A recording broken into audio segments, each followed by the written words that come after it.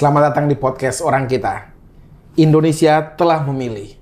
14 Februari 2024 telah kita lalui bersama.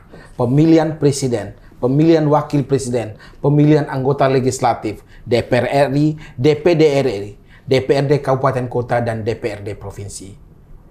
Berdasarkan quick count dan berdasarkan real count untuk berapa persen KPU telah tersampaikan bahwa pemenang Pilpres adalah pasangan nomor 2, Prabowo Subianto dan Gibran Rakabuming Raka. Tentu saja prosesnya masih akan kita langsungkan. Penetapan pemenang pemilihan umum akan dilakukan dalam beberapa waktu kemudian oleh Komisi Pemilihan Umum. Dan kita perlu membahas faktor-faktor penentu kemenangan pasangan nomor 2 dan seberapa banyak masyarakat Nusa Tenggara Timur menentukan pilihannya untuk 01, 02, dan 03. Dan mengapa mereka menentukan untuk jagoannya masing-masing. Kita akan membahasnya bersama pengamat politik, pengajar ilmu politik pada Universitas Kristen Indonesia, UKI. Beliau adalah alumni dari S1 di Ilmu Komunikasi Universitas Nasional, S2 pada Ilmu Politik Universitas Nasional, dan saat ini menjadi kandidat doktor di Universitas Nasional. Beliau juga junior saya di Seminari Mataloko dan alumni SMA Suradikara ED. Selamat malam Bung Gian. Selamat malam Pak Berdi. Aduh, senang sekali. Ini pertama kali Bung Gian ya kita kumpul bertanya untuk berdiskusi mengenai arah politik Indonesia. Tapi tentu saja perspektif NTT. Siap. Karena kalau pengamat politik nasional sudah banyak, banyak. Dan kita nggak pada tempatnya di podcast Orang Kita. Siap. Bung Gian, apa yang Bung Gian ingin sampaikan dengan situasi 14 Februari 2024 dari perspektif secara umum?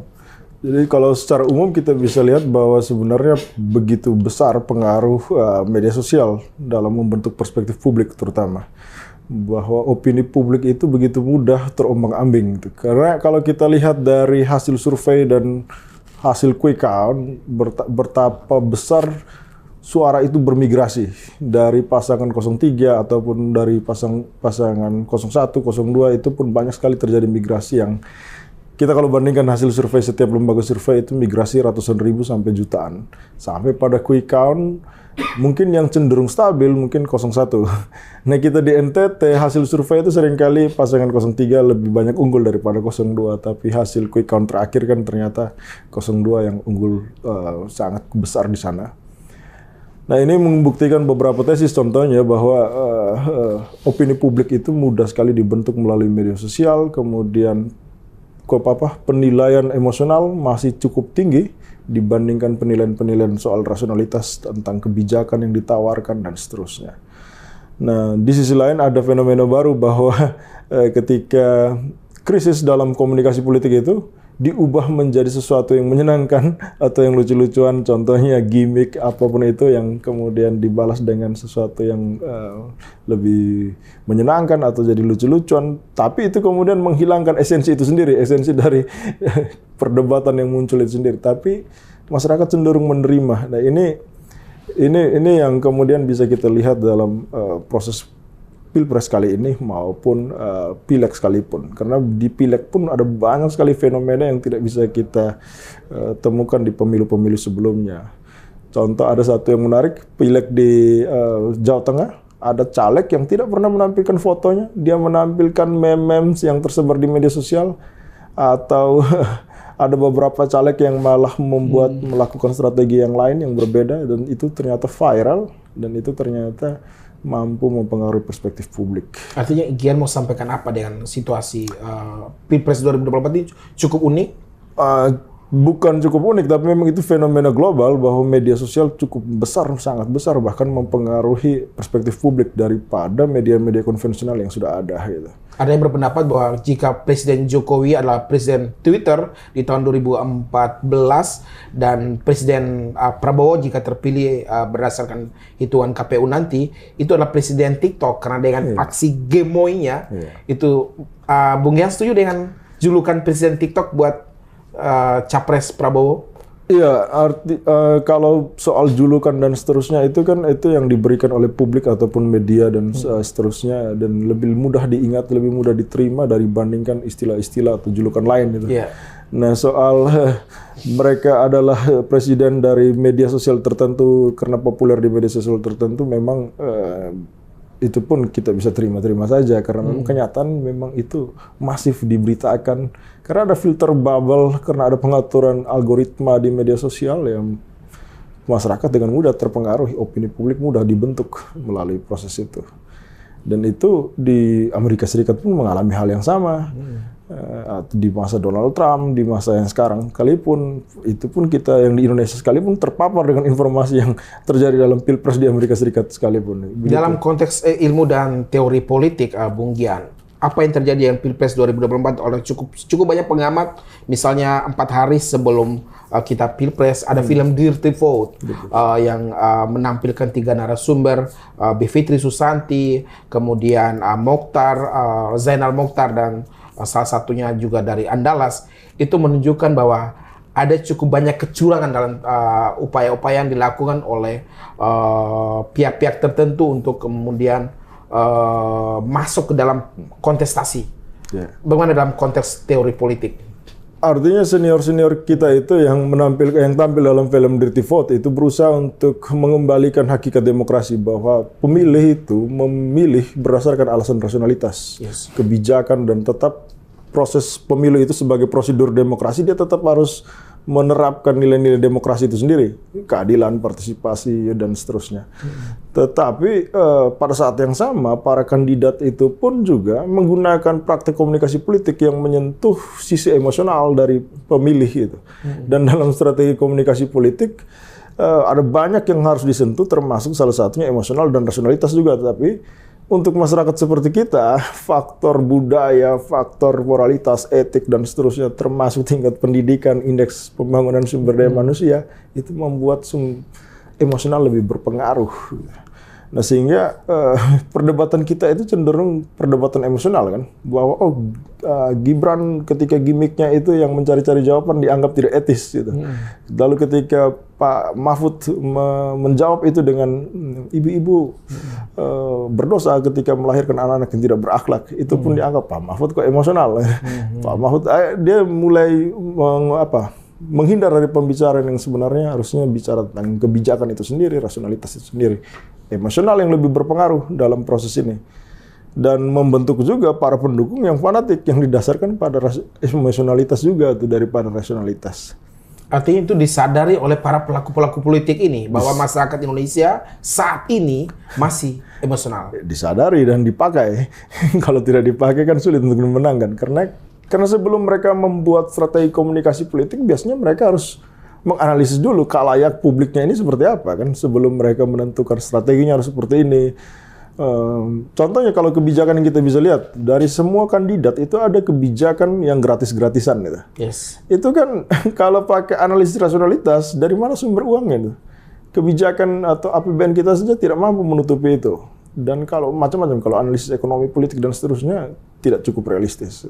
Tapi masyarakat menerimanya itu dengan hal baik. Karena ada kata gratisnya itu, dan itu menyenangkan untuk semua orang, dan ditambah dengan jumlah penduduk masyarakat kita yang menengah ke bawah mayoritas, pemilih mayoritas juga ada di situ, menengah ke bawah juga, dengan persoalan rasionalitas itu masih bertabrakan dengan emosionalitas yang dominan. Nah, ini yang kemudian membentuk perilaku pemilih kita itu lebih dominan emosional, psikologis, sosiologis dibandingkan rasionalitas itu sendiri. Iya. Bung Gian, ada satu hal fenomena menarik yang cukup banyak disampaikan oleh para pelaku politik kita di tahun 2024 di pemilu ini adalah money politik. Kekuatan uang yang kemudian masuk ke dalam seluruh kontestasi, baik itu pemilihan legislatif, DPRD kabupaten kota, provinsi, DPR RI, DPR sampai di level presiden. Apa yang Bung Gian lihat dalam fenomena money politik? Khas Indonesia kah? Atau ini fenomena global? Syarat demokrasi itu ada banyak. Salah satunya adalah intelektual dan ekonomi, kesejahteraan itu sendiri. Makanya negara-negara yang kesejahteraan yang lebih maju ketika mereka menerapkan demokrasi cenderung berhasil. Nah, kita di Indonesia persoalan kesejahteraan masih menjadi persoalan yang belum terselesaikan. dan belum merata, sehingga money politik mudah saja terjadi. Pada masa pandemi contohnya, kandidat pilkada dalam pilkada di masa pandemi itu malah dipaksa untuk harus memberikan money politik, harus memberikan uang, harus memberikan bantuan sosial lain, sembako dan seterusnya. Dan ini bukan fenomena yang bukan fenomena yang harus ditolak, memang harus ditolak, tapi mau tidak mau terjadi karena persoalan kesejahteraan kita masih tinggi. Gitu. Negara-negara Eropa Barat yang kesejahteraan sudah lebih maju, mereka malah sekarang beralih ke demokrasi langsung melalui media sosial, melalui handphone. Swiss, Swedia, Belgia, mereka bisa voting, jadi pendapat, referendum langsung melalui handphone. Dan memang rasionalitas sudah maju, kesejahteraan sudah maju, money politik tidak terjadi. Nah kita ini persoalannya kesejahteraan dan indeks manusia tadi yang masih menjadi persoalan fatal atau kita masih bergelut dalam bidang itu. Money politik ini bisa mengurangi kualitas demokrasi tentu saja. Sudah pasti, dia sudah pasti karena mempengaruhi pendapat pemilih, mempengaruhi pemilih untuk menentukan siapa yang akan dipilih itu didasarkan dengan seberapa banyak yang dia dapat itu. Semakin besar yang dia dapat dalam masa kampanye atau serangan fajar, ya itu kecenderungan untuk dia berpihak lebih besar. Di daerah Jawa yang penduduknya lebih banyak sudah berpendidikan pun persoalan money politik sudah bermacam-macam gitu. Kalau Pak tahu bahwa di Jawa Tengah, Jawa Timur seperti penjudi-penjudi dalam pemilu itu ada. Mereka bertaruh, mereka kemudian memobilisasi massa, memobilisasi pemilih untuk memilih kandidat yang mereka dukung, mereka taruh uang mereka di situ. Sehingga kemudian mereka ketika kandidat mereka menang, dia dapat keuntungan si para penjudi ini. Jadi sudah semakin canggih, tidak lagi sekedar bagi-bagi uang dan materi yang lain, sembako dan seterusnya. Jadi memang itulah kita masih bergelut di persoalan kesejahteraan. Jadi kalau ditanya ini khas Indonesia ya, ini khas demokrasi ketika demokrasi diterapkan di negara yang berkembang dan belum sejahtera. Gitu. Kira-kira akhirnya gitu. kita kemudian bertanya, apakah demokrasi ini versi terbaik dari penyelenggara negara? Jangan-jangan demokrasi ini tidak menjadi pilihan baik dalam konteks itu. Artinya orang bisa menggunakan kekuatan uang untuk memanipulasi, membeli vote, suara. Jadi demokrasi memang bukan ideologi yang terbaik dari setiap ideologi yang ada gitu. Demokrasi mengalami banyak perubahan. Dia ideologi yang cenderung lebih fleksibel dibandingkan ideologi seperti fasis komunis yang kaku, tidak bisa berubah gitu. Jadi memang pada akhirnya demokrasi yang mau diterapkan itu harus disesuaikan dengan nilai-nilai lokal. Banyak ilmuwan politik sudah mengatakan itu, demokrasi ketika diterapkan dipaksa dengan karakter yang diterapkan di negara Eropa contohnya, dianggap ini sebagai bagian modernisasi, maka kita harus tiru dan kita pakai, itu seringkali terjadi benturan. Dan kalau Pak Ferdi sadar bahwa kita tidak pernah mengalami proses pendidikan demokrasi itu sendiri. Selama ribuan tahun kita kerajaan, dinasti, dan seterusnya, lalu kita merdeka tahun 45, lalu dipaksa demokrasi liberal, gagal di 5 tahun pertama, lalu kita kembali ke terpimpin, lalu kita masuk zaman Soeharto dan seterusnya. Jadi kita belum mengalami proses itu. Gitu. Belum lagi kalau ada yang mengkritik bahwa BPUPKI 45 yang memutuskan kita demokrasi itu adalah keputusan segelintir orang intelektual, para founding fathers kita. Gitu. Masyarakat kita tidak terlalu akrab dengan itu. Ketika Pancasila bilang musyawarah, kita kemudian bikin voting dalam pemilu. Terjadi benturan. Sehingga ya kita perlu banyak pembelajaran, artinya tidak perlu ditolak, ini adalah proses demokratisasi karena pada akhirnya semua orang, semua negara menuju ke sana, bukan kita tidak akan sampai pada titik akhir bahwa kita sudah demokrasi sepenuhnya, kita akan terus berdemokratisasi. Jadi demokrasinya adalah proses ya, yang akan terus berlanjut. Ada yang mengatakan dengan proses pemilihan umum yang 2024 ini ya, Bung Gian, disampaikan bahwa kita kembali ke titik nadir. Seakan-akan reformasi 98 ini menemui jalan buntu. Pendapat-pendapat seperti itu, Bung Gian, gimana? Komentar dari perspektif teori politik. Karena kita mau pakai ukuran apa untuk mengukur itu? Bahwa pemilu kapan yang paling demokratis dan jujur luber jurdil? Ukurannya seperti apa? Karena kalau kita pakai perspektif bahwa karena pemerintahan sekarang, bapaknya presiden, anaknya calon presiden. Berarti pemilu 2019, beliau adalah presiden, beliau juga calon presiden. Pemilu 2009, beliau presiden, beliau juga calon presiden, ya, dan seterusnya.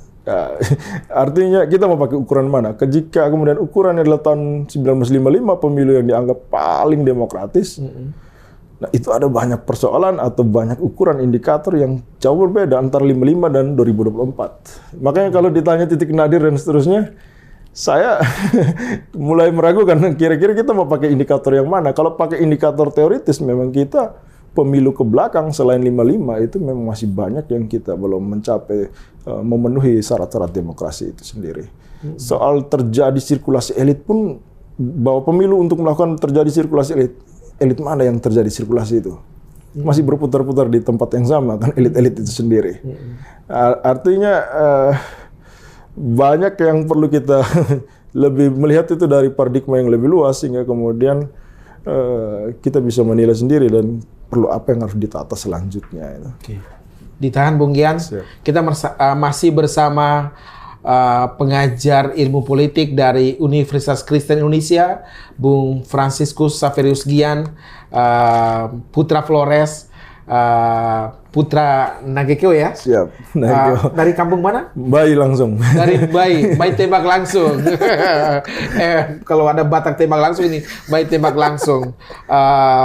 Sudah berapa tahun terakhir ini menjadi pengajar di Universitas Kristen Indonesia. Saat ini sedang mengakhiri atau merampungkan program doktornya di Universitas Nasional. Kita masih membahas tadi pola pemilihan atau rasional emosional, dan kemudian sekarang kita ingin masuk ke NTT nih.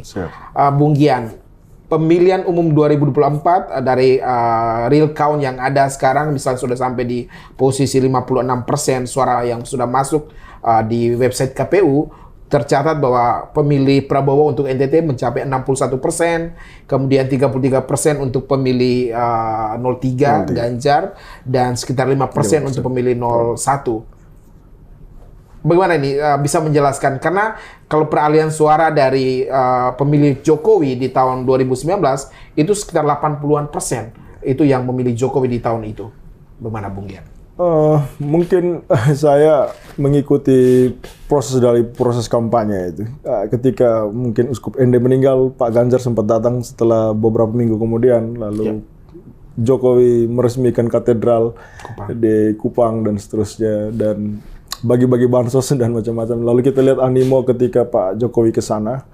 Dan kalau kita lihat secara nasional, kembali ke nasional, bahwa para kandidat, ada 2 kandidat yang awalnya mengklaim ingin melanjutkan Jokowi sebelum kandidat yang satu menentang, atau kemudian karena ada Gibran masuk, bahwa legasinya Jokowi akan dilanjutkan oleh Gibran dan Prabowo. Nah, mungkin saja kalau kita lihat dari proses itu, bahwa masyarakat di NTT itu tidak terlalu peduli memang terhadap partai politik dan seterusnya, lebih cenderung kepada figur. Nah, figur yang legasi yang dimiliki oleh Jokowi itu dilekatkan kepada Prabowo dan Gibran karena ada anaknya di situ. Soal apakah benar legasi itu akan dilanjutkan oleh Prabowo dan Gibran atau Gibran itu sendiri, itu nanti kita lihat ke depan ya, kalau setelah pelantikan apakah mampu atau tidak.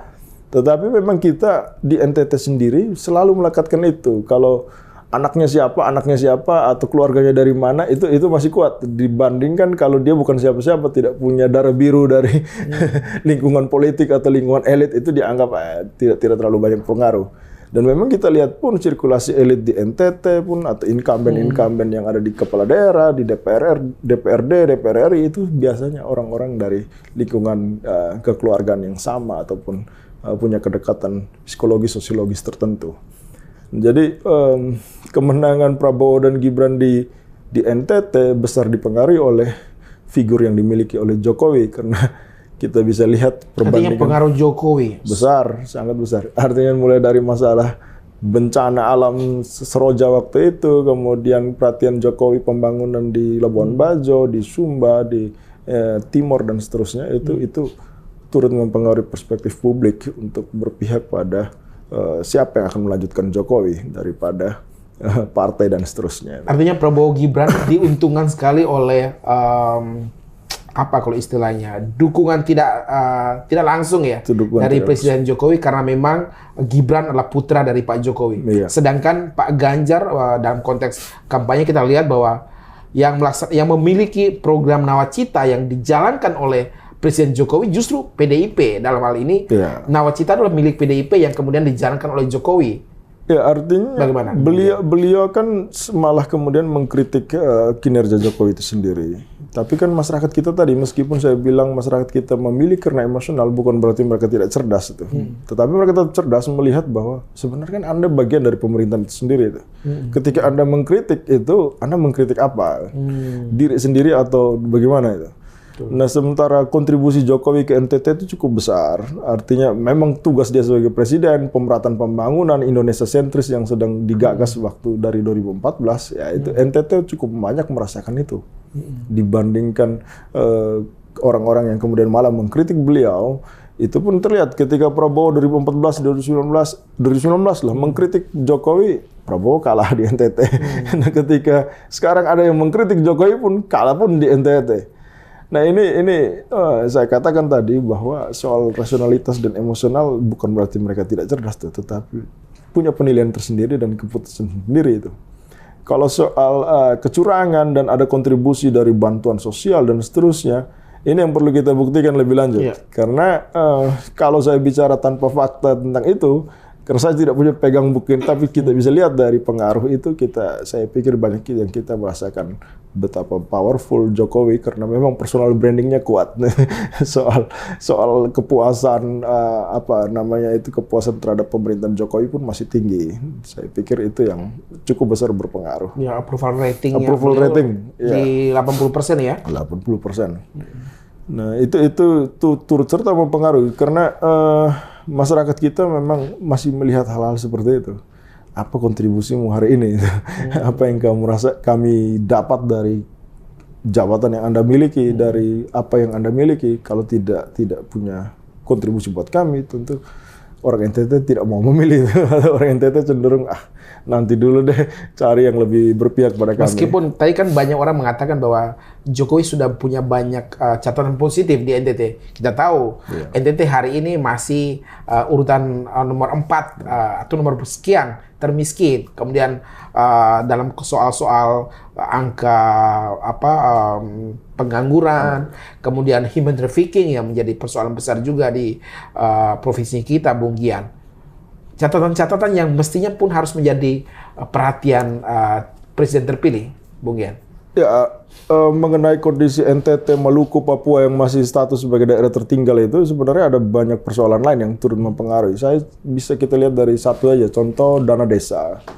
Dana desa itu kan kita diberikan dengan jumlah yang sama dan seterusnya, itu kan bagi saya tidak adil gitu. Seharusnya contohnya daerah yang sudah maju, jumlah dana desa yang diberikan lebih sedikit. Ini kan seperti NTT mengejar Jawa, tapi Jawa sudah 10 km lebih depan, dikasih dana yang sama, tapi saat itu juga tetap NTT akan tetap tertinggal tuh. Sampai kapanpun. Jadi tidak adil itu. Harusnya mungkin saja daerah-daerah di Jawa diberhentikan, tidak dikasih dana desa tuh. Itu baru NTT bisa mengejar dan posisi setara dengan Jawa gitu. Jadi kondisi ketertinggalan saat ini pun memang jadi catatan yang tidak pernah habis. Memang kemudian kebijakan yang dibuat ukurannya adalah keadilan, bukan kesetaraan dan kesamaan saja itu.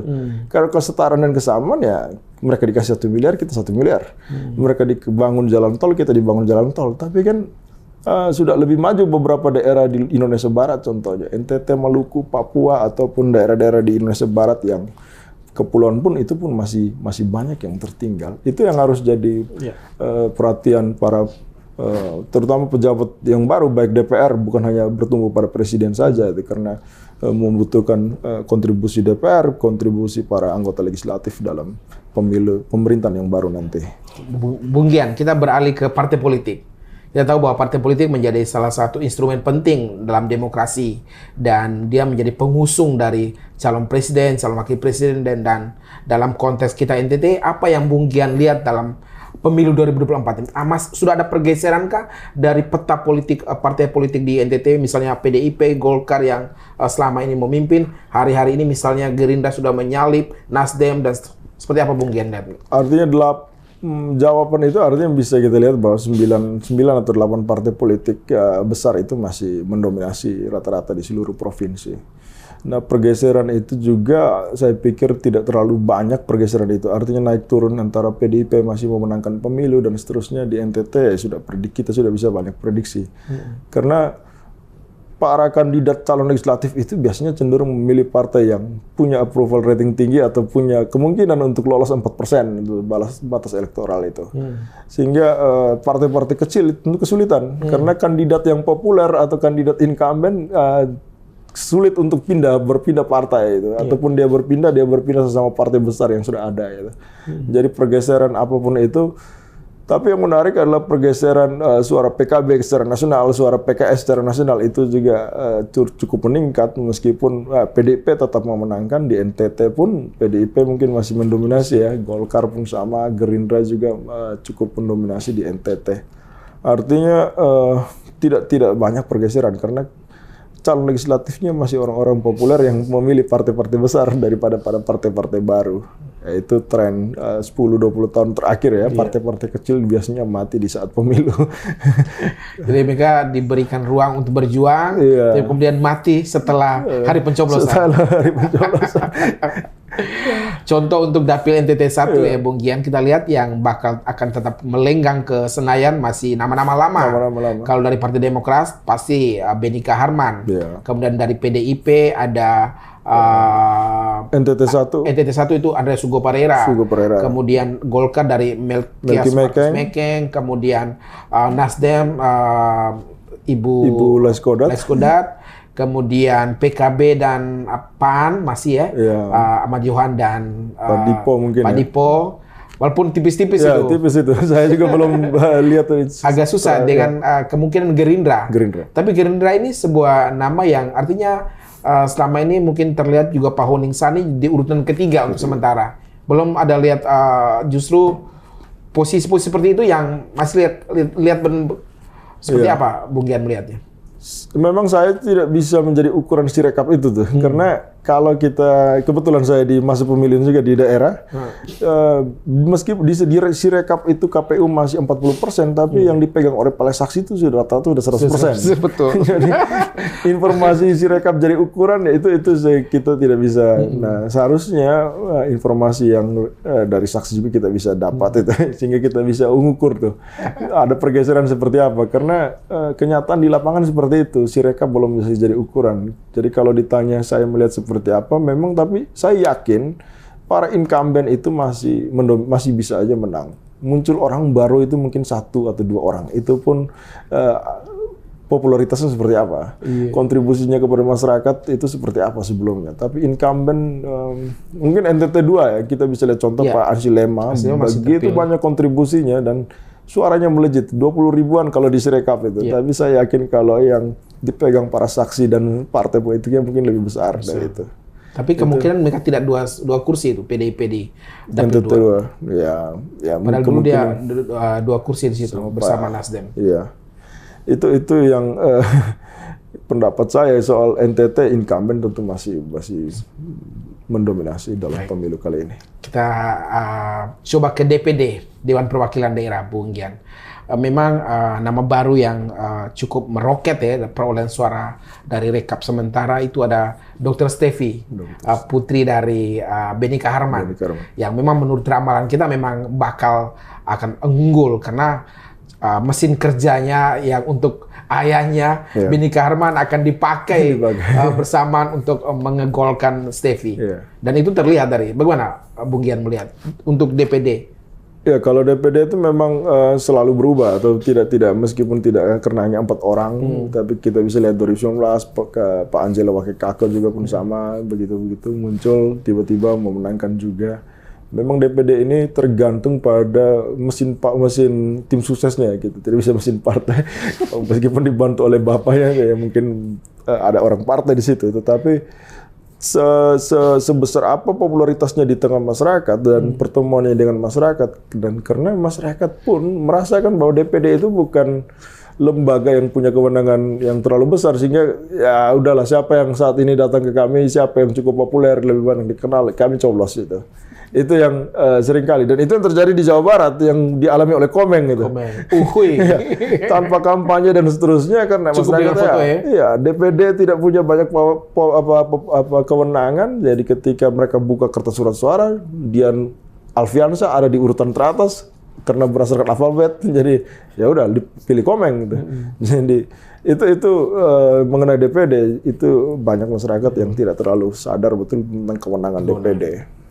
Memang secara konstitusi pun atau undang-undang DPD pun memang kewenangannya diperlemah sehingga ya apa mau dikata meskipun perlu diperhitungkan dalam konteks otonomi daerah dan otonomi khusus itu.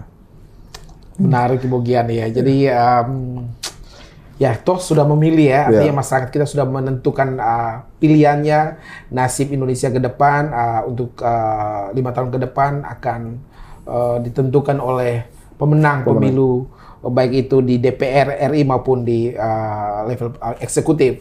Untuk sementara hasil perhitungan cepat dan real count sementara adalah Pak Prabowo dan Pak Gibran ya, yang akan memimpin kita 5 tahun ke depan. Dan sekarang sudah beredar nih calon-calon menteri. Itu yang mana menarik. Bung Gera? Ini gimmick-gimmick kah atau nama-nama yang disampaikan? Dan ada orang NTT 1 orang kalau di Melki Lakalina. Gimana Bung Gera? Ketenagakerjaan ya. Ya itu biasanya kalau kita belajar dari 5 tahun terakhir biasanya itu namanya uji publik itu. Dilempar dulu ya. Tes water. Iya, dilempar dulu nanti ada banyak diskusi yang kontra dan pro itu biasanya akan berubah itu. Ya itu. Tapi kita tidak bisa jadi ukuran ya karena ini pemerintahan yang baru. Tapi yang menarik itu ketua Dewan Pertimbangan dan wakil ketua ya. Luar biasa. 2 presiden. Saya ketika baca ini apakah benar nih Pak Jokowi akan jadi ketuanya Pak SBY itu. Tapi menarik untuk kita lihat. Tapi bisa dikatakan itu bagian dari uji publik saya pikir karena belum bisa diverifikasi siapa yang membuat, menyusun dan menyebarkan. Inilah kita hidup di era media sosial ini, kebenaran ini yang masih dipertanyakan. Post-truth ya. Tapi kalau Pak Melki masuk ya dengan kita senang sekali. Mengganti menteri yang sebelumnya, yang dari Lumayan, NTT juga ya.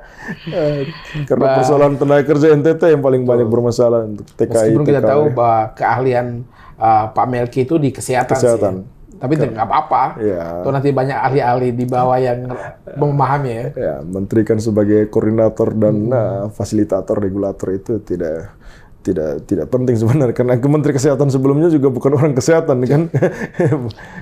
Bung Gian, closing statement untuk penyelenggaraan pemilu kita 2024, apa yang ingin mau disampaikan secara umum untuk kemudian evaluasi atau pemahaman secara umum yang ingin disampaikan kepada masyarakat NTT soal demokrasi kita sehingga mereka bisa nanti siaplah untuk kontestasi-kontestasi berikutnya. Untuk kita di NTT, terakhir kalau kita mulai dari penyelenggara pemilu itu sendiri, di NTT sempat heboh bahwa ada panitia seleksi yang ditawari untuk memenangkan kandidat tertentu dan seterusnya. Artinya kita butuh penataan mulai dari penyelenggara pemilu itu sendiri. Di nasional pun sama, persoalan itu pun masih jadi perdebatan soal kedudukan DKPP dan seterusnya.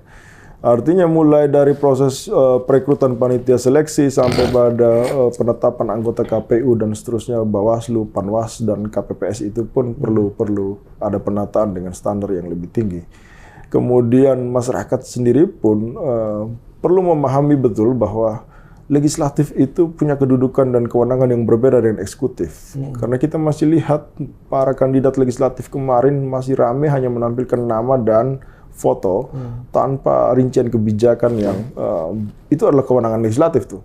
Karena ada yang bilang akan membangun desa, akan mewujudkan itu. Saya kadang berpikir sebenarnya kandidat legislatif ini paham betul nggak tentang kewenangannya nanti ketika di legislatif. Nah ini masyarakat perlu disadarkan juga karena memang kondisinya kita di NTT itu karena saya prodi ilmu politik, jurusan ilmu politik yang ada di NTT hanya ada di 2 kampus, itu pun di Kupang gitu. Sehingga perlu banyak kita melakukan pembelajaran pendidikan politik yang berkelanjutan. Karena demokrasi tidak bisa berjalan begitu saja tanpa ada proses pendidikan politik yang berkelanjutan, termasuk dalam pemilu, pertimbangan dalam memilih kandidat, dan seterusnya. Dan begitu pun dengan DPD, DPRD pun dan seterusnya, itu perlu kita lakukan banyak hal. Pendidikan politik saya pikir podcast di orang kita ini sudah banyak melakukan itu, membicarakan itu. Saya baik sekali karena itu membawa politik menjadi pembicaraan publik gitu. Karena kalau tidak jadi pembicaraan maka atensinya rendah. Ketika atensi rendah, ya kita tidak punya ruang untuk memberikan peningkatan kemampuan berpolitik masyarakat yang lebih meningkat terus dari tahun ke tahun. Nah, harapan saya masyarakat NTT di pemilu nanti 2024 ada pilkada, Betul. mulai lebih kritis bahwa ketika memilih calon kepala daerahnya didasarkan pada kebijakannya apa, apakah kebijakannya itu menguntungkan saya atau tidak. Ya, itu namanya pertimbangan rasionalitas. Meskipun terima uang itu juga rasionalitas, menguntungkan juga itu. Tapi harusnya adalah pertimbangan kebijakannya itu menguntungkan atau tidak. Gitu. Dan realistis nggak untuk dilanjutkan, dilakukan itu. Karena tawaran bahwa ini gratis terkadang tidak realistis itu. Apakah benar kita butuh sesuatu yang gratis atau kita butuh lapangan pekerjaan atau kita butuh upah yang meningkat dan seterusnya. Itu yang perlu dipertimbangkan oleh pemilih nantinya di pilkada nanti dan seterusnya. Di pemilu 2029 itu yang harus jadi pembelajaran buat masyarakat kita di NTT. Begitu kira-kira. Terima kasih banyak Bung Gian, Marcellus Saverus Gian, putra Mbai, putra Flores yang saat ini mengabdikan diri menjadi pengajar ilmu politik pada Universitas Kristen Indonesia. Beliau saat ini juga sedang merampungkan program doktornya pada Universitas Nasional. Kita doakan sukses selalu buat Bung Gian.